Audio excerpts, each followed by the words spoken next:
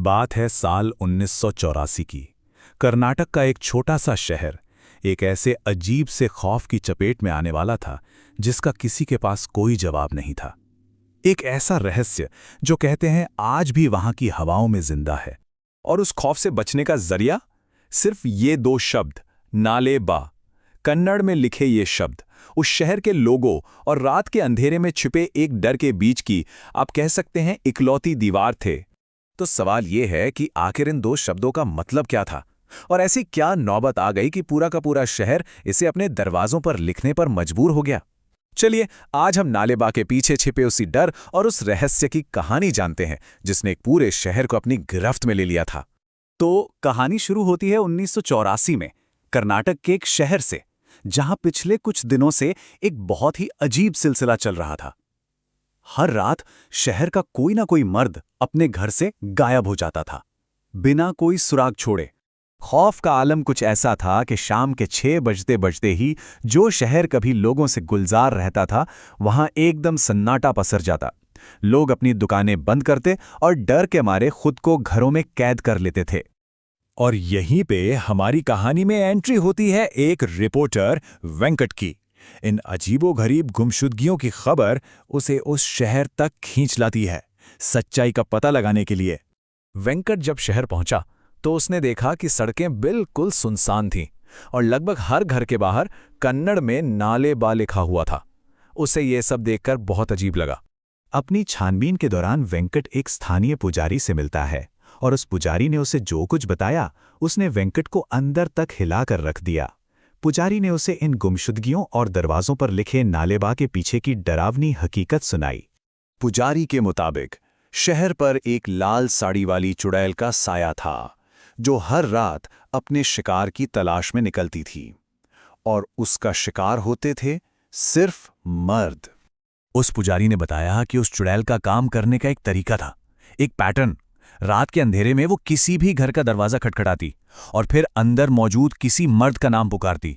उसकी आवाज, वो कहते हैं, इतनी मीठी और मोहक होती थी कि कोई भी खुद को दरवाजा खोलने से रोक ही नहीं पाता था।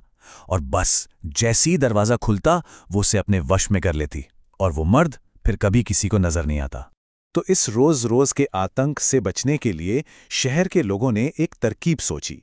उन्होंने अपने घरों के बाहर नालेबा लिखना शुरू कर दिया, जिसका मतलब था कल आना। ऐसा माना जाता था कि इसे पढ़कर वो चुड़ैल उस दिन चली जाती और फिर अगले दिन वापस आती, और ये सिलसिला ऐसे ही चलता रहता। अब ये सब सुनकर वेंकट को अपने अखबार के लिए एक सनसनीखेज कहानी तो मिल गई थी, लेकिन उसे जरा भी अंदाजा नहीं था कि जिस कहानी का वो पीछा कर रहा था, अब वही कहानी उसका पीछा करने वाली थी। जैसे ही वेंकट शहर से कुछ दूर निकला, उसका स्कूटर खराब हो गया। अंधेरा अब गहरा हो चुका था और दूर दूर तक कोई नहीं था। वेंकट उस सुनसान सड़क पर अकेला और थोड़ा बेचैन महसूस कर रहा था। तभी उस गहरे सन्नाटे को चीरते हुए एक बहुत ही मीठी आवाज ने उसका नाम पुकारा, वेंकट। वेंकट ने घबराकर जैसे ही स्कूटर के साइड मिरर में देखा, उसके रोंगटे खड़े हो गए।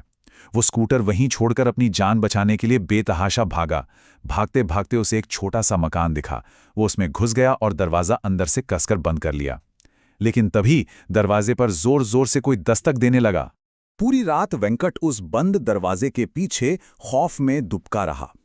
बाहर की दुनिया तो कुछ देर में शांत हो गई थी, लेकिन उसके अंदर जो तूफान उठा था वो अभी बाकी था। अगली सुबह जब लोगों ने उसे ढूंढा तो वेंकट उसी घर में बेहोशी की हालत में मिला। उस एक रात के अनुभव ने उसे, आप समझिए, हमेशा के लिए बदल दिया था। जो पत्रकार सिर्फ सबूत और तर्क की दुनिया में जीता था, वो अब एक ऐसे अनसुलझे खौफ का गवाह बन चुका था जिसे वो शायद ही कभी समझा पाया हो। पता है, कुछ महीनों बाद उस चुड़ैल के किस्से आने बंद हो गए। शहर के लोगों का मानना था कि वेंकट क्योंकि उस शहर का नहीं था, वो एक बाहरी था, शायद इसीलिए उसकी जान बच गई। लेकिन वेंकट को कभी ठीक ठीक समझ नहीं आया कि उस रात उसके साथ असल में हुआ क्या था। और हाँ, आपको बता दूं, 2018 में आई हिट फिल्म स्त्री इसी सच्ची कहानी पर आधारित है। लेकिन इन सब में एक सवाल आज भी कायम है कि अगर ये सब दशकों पहले खत्म हो गया था, तो आज भी उस शहर के लोग अपने घरों के दरवाजों पर नालेबा क्यों लिखते हैं? शायद कुछ कहानियां कभी खत्म नहीं होती, बस डर की शक्ल में हमेशा जिंदा रहती।